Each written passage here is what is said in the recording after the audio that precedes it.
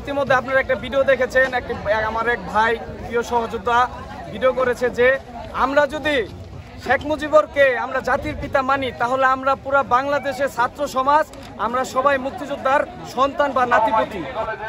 সকল ছাত্রছাত্রীরা আমাদের শহীদ প্রেসিডেন্ট জিয়াউর রহমান ডিগ্রি কলেজের সকল ছাত্রছাত্রীরা সামনে লাইন থাকবেন। তারপর হরজতপুর উচ্চ বিদ্যালয়, তারপর গোবিন্দগঞ্জ উচ্চ বিদ্যালয়, তারপর অন্য স্কুল যারা আছেন তারা লাইনে থাকবেন। লাইনের মধ্যে কেউ বিশৃঙ্খলা সৃষ্টি করবেন না। প্রতিটা লাইন আমাদের 6 জন 7 জন করে মানুষ থাকবেন প্রতিটা লাইনের মধ্যে।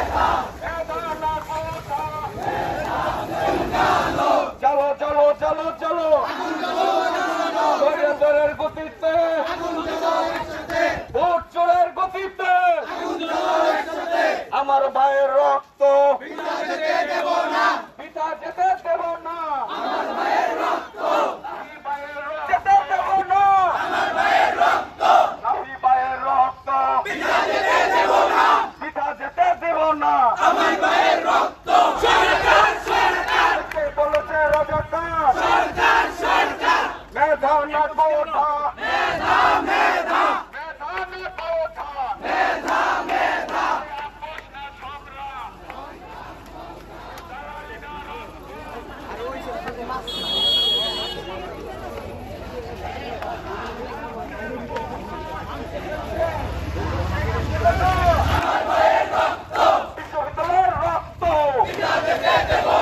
আমার ভাই মরল কেন? প্রশাসন জবাব দে। আমার ভাই মরল কেন? লেগেছে রে লেগেছে, লেগেছে রে লেগেছে, জেগেছে রে জেগেছে, নাবিল রক্ত বিশ্ববিদ্যালয়ের রক্ত, বাংলাদেশের রক্ত, আমার ভাই মরল কেন? প্রশাসন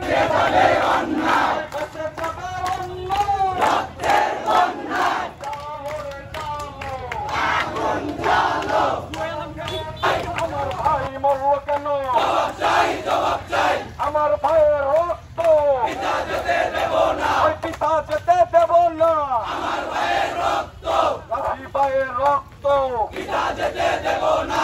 রক্তের বন্যায় দেশে যাবে অন্যায়, দেশে যাবে অন্যায়, রক্তের বন্যায়। জেগেছে রে জেগেছে, জেগেছে, লেগেছে রে লেগেছে, রক্তে আগুন লেগেছে, রক্ত পিতা যেতে দেব না, বাংলাদেশের রক্ত পিতা যেতে দেব না।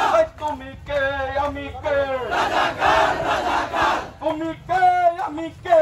রাজাকার রাজাকার। কে বলেছে রাজাকার? স্বৈরাচার স্বৈরাচার। কে বলেছে রাজাকার? স্বৈরাচার স্বৈরাচার। মেধা না কোঠা, মেধা মেধা, মেধা না কোঠা, মেধা মেধা।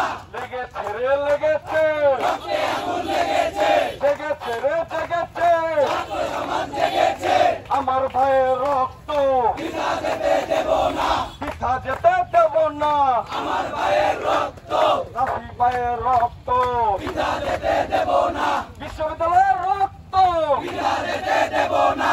জেগেছে রে জেগেছে, ছাত্র সমাজ জেগেছে, লেগেছে রে লেগেছে, রক্তে আগুন লেগেছে দেব না, রক্তের বন্যায় দেশে যাবে অন্যায়, দেশে যাবে অন্যায়, রক্তের বন্যায়। আমার ভাই মরল কেন? জবাব চাই জবাব চাই, জবাব চাই জবাব চাই, আমার ভাই মরল কেন? রাফি ভাইয়ের রক্ত পিতা যেতে দেব না, পিতা যেতে দেব না। তুমি কে আমি কে?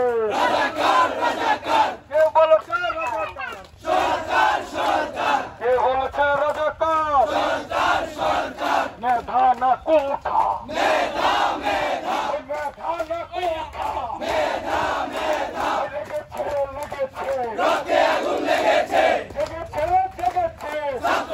লেগেছে আমার ভাইয়ের রক্ত বিনা যেতে দেব না। বিশ্ববিদ্যালয়ের রক্ত বিনা যেতে দেব না।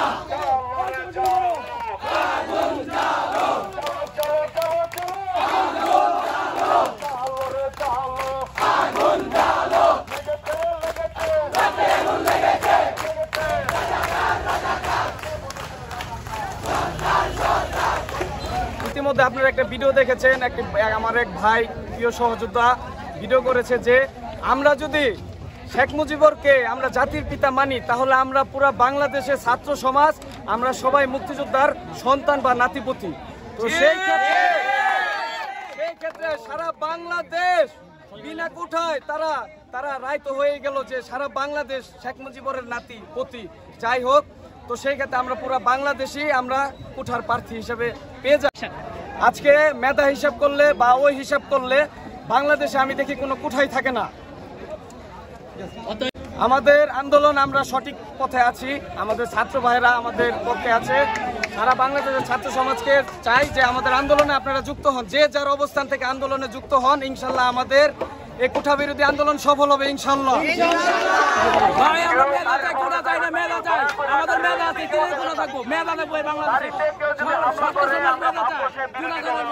সমান অধিকার, সবাই সমান অধিকার, কোনো কোটা থাকবে না। শুরু করছে সরকার, ছাত্রদের মারতেছে, আমাদের ভাইদের মারতেছে, এই কোনো কথা? ছাত্ররা তাদের ভবিষ্যৎ নিয়ে একটা আবেদন করতেই পারে, তাই বলে তো তাদের মারতে পারে না, এটা তো উচিত না ভাই।